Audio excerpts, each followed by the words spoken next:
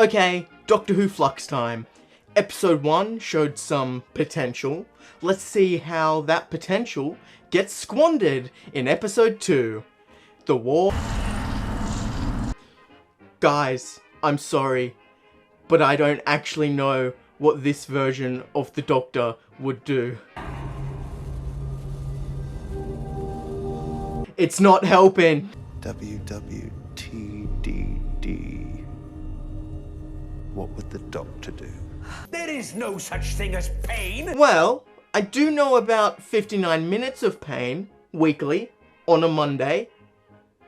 No correlation. You speak for no one, Doctor. Not even your pitiful self. I mean, the Doctor does often have problems speaking. What do we call that in the industry? Oh, bad writing. Don't self-destruct. Don't let everybody know that I'm here. Dan! Dan! Dan! Dan, it's me! Doctor! Okay, so we've officially chucked the concepts of time travel out the window. Because they shouldn't be talking to each other as they're in distinct, different time periods.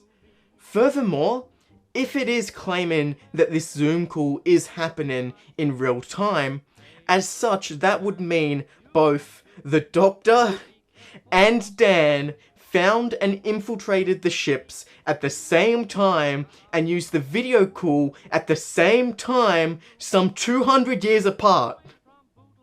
Thanks, Chibnall. For a story, it's easier to comprehend these events, which are throughout time, to be shown as the characters experience it. But the problem with time travel is that while we as an audience view it as a linear story, realistically we can only have one point of view character, as for every other character, relative to that character, these events would have already happened or are yet to happen. It is confusing, but that's how you write time travel 101.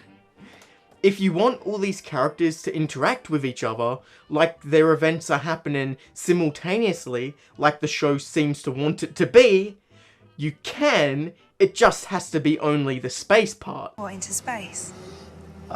Not the time part. If it helps, I can travel in time as well. I don't think we've met before. Such linear creatures.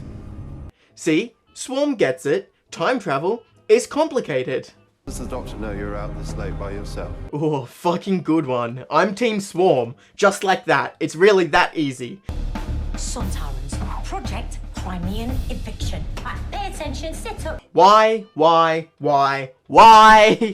did the Doctor let so many people die for nothing?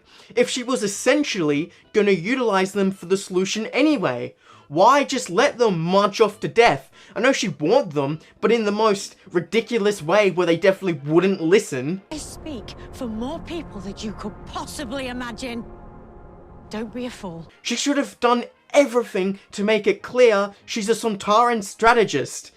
She knows how to beat them, give them tips, work with them. Don't be so arrogant. Forcing a retreat out of the Crimea back to the 21st century where my best person will be there to deal with them. Hang on, we have to talk time travel again.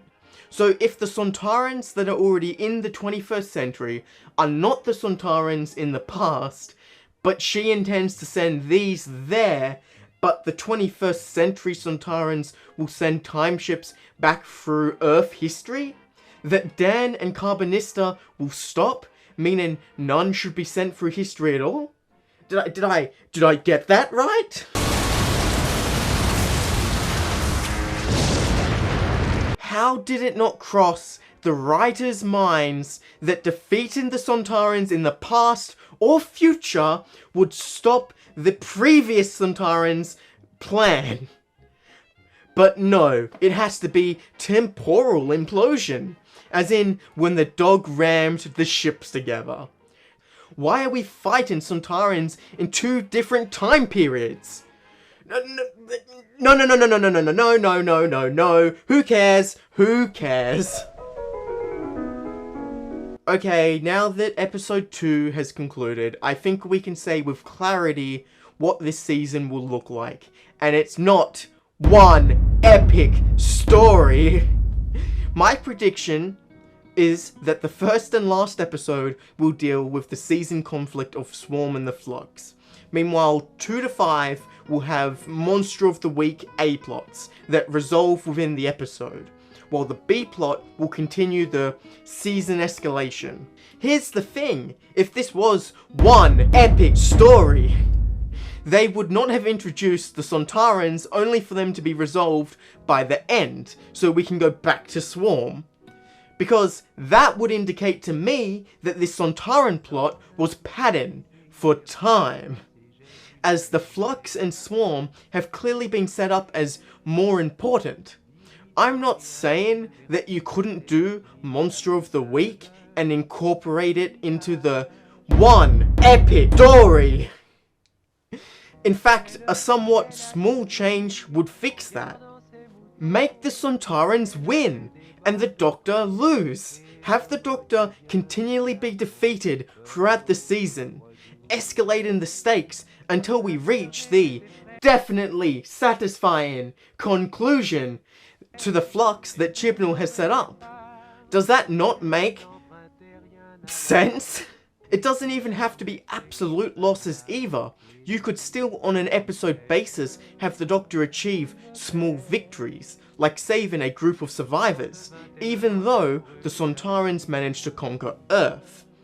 Even better would be for the Doctor to learn lessons from her continual losses that ultimately is why she is able to defeat Swarm and Flux in the end. What is brilliant is that everything this season is weighted towards how this story concludes. Like, Chibnall committed, no takesy-backsy, to this Flux-Swarm conflict, being strong enough to carry the entire season. My prediction is that the end of this season is going to be a train wreck. It will topple under the spinning plates and commitment to one epic story. Anyway, the episode wasn't very good because the entirety of the A-plot was just the regular Chibnall charade. Nothing was really achieved by the Sontaran invasion and defeat. Did we learn anything? Not really. Was it entertaining? No. 3 out of 10. Flux you later, bitches!